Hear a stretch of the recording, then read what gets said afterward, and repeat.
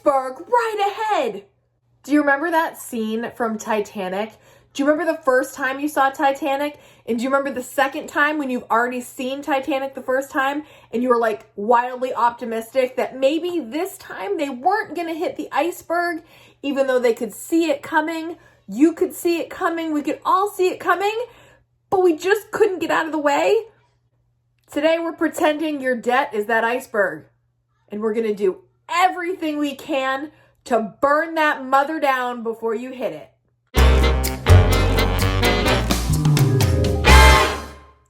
We're always hearing stories of people hitting rock bottom to get them to open their eyes to how they're spending and how it's affecting their life. They have to have a really horrible experience to jolt them into awakening to the idea that maybe something has to change.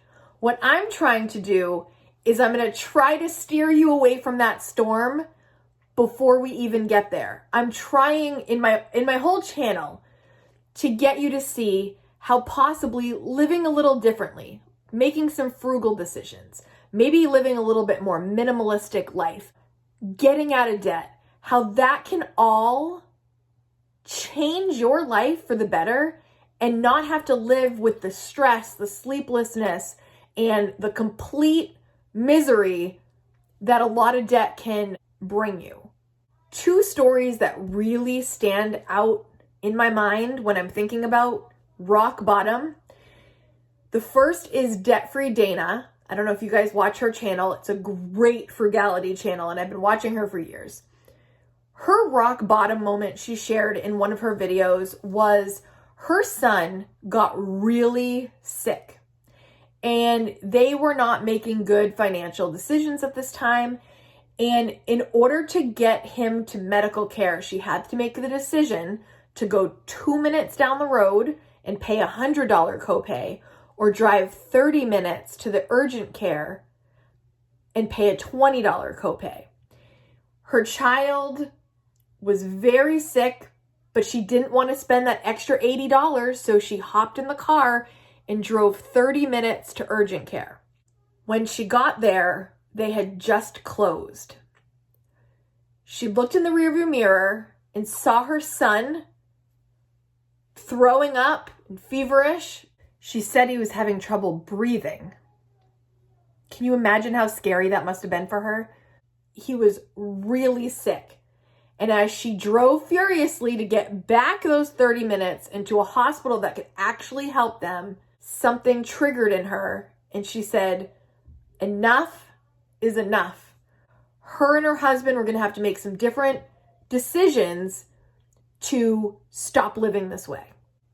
The great news, of course, her son is totally fine, and she went on to teach what she has learned to everyone and inspire them to live a debt-free life also, so that someone else wouldn't have to endure what she went through to save $80 in a crisis. The second example that stands out in my mind, and this is not even a frugality channel, but there's a YouTuber named Love Meg, and she shared in a video one time that they used to live in a double wide trailer. When she started her channel, I believe she was living in a double wide trailer. If you know Love Meg now, she has hundreds of thousands of followers. She primarily does cleaning videos. I've mentioned her before. But she wanted to change her situation. She was driving in the car with her husband, and they were, not doing very well financially at this time. And on this ride, it was the dead of summer, and they were so hot. And she looked in her back seat, and her two little babies were in their car seats.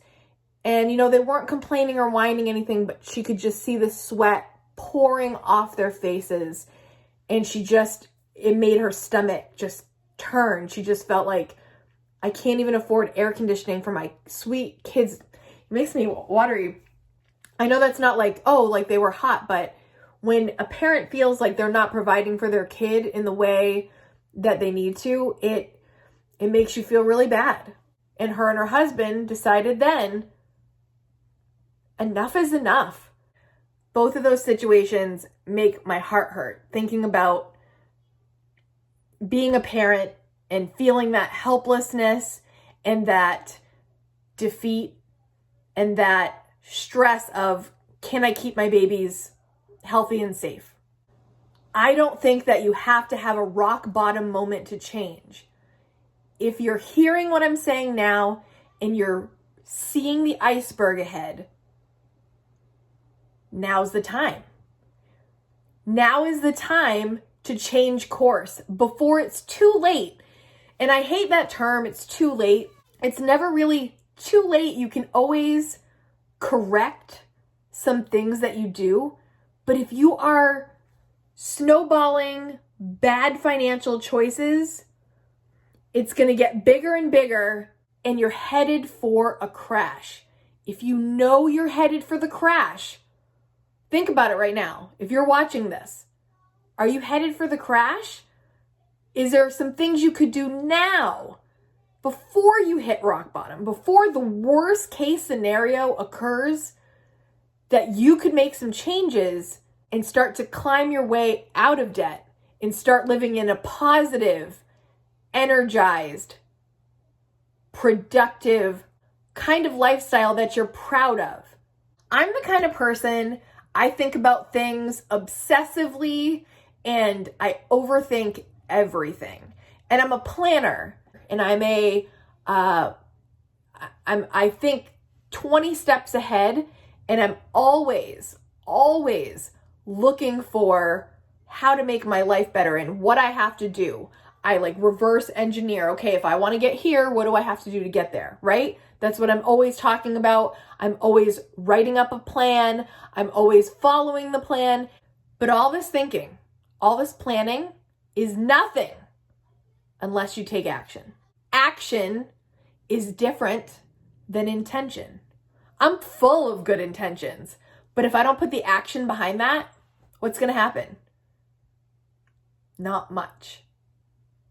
Action is different than intention. I'm going to say that one more time. Action is different than intention. You may have good intentions for what you want to achieve, but if you're not doing the steps that are going to get you there, it's a waste of your time.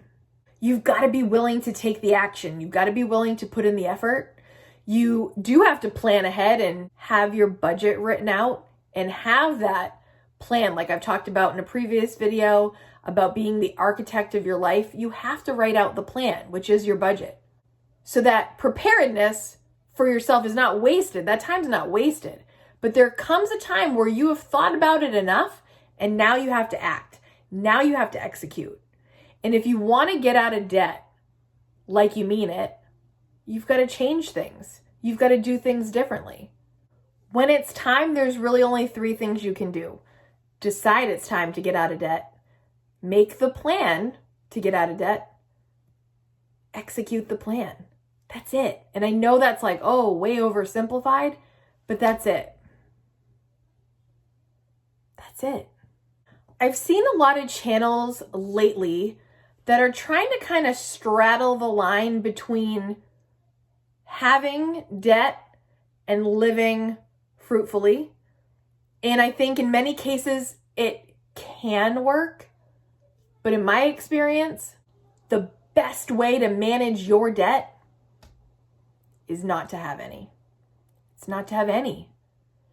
Living debt-free will change your life. And also, in my opinion, Dave Ramsey's baby steps, they're going to get you there. There might be some things you don't like about Dave Ramsey's plan, and then maybe you have to do a little bit of tweaking to make it work for you in the way you're most comfortable. But in general, if you listen to his Total Money Makeover, guys, I'm not associated with Dave Ramsey in any way, but when I heard that for the first time, I've said this before, I heard his audiobook and it lit a fire right under my butt. And that is what propelled me into paying off my car. And that's kind of how this whole thing really made me realize that being debt-free is possible. And if you're not familiar with him, it's basically like having no debt except your home until you get to baby step 6, which is a ways down the road. So having your home, don't think, oh, if I'm debt free, I can't have a house. Yes, you can. Yes. And eventually the whole plan will be in the end to pay off your house also, but the house is okay for a while, right?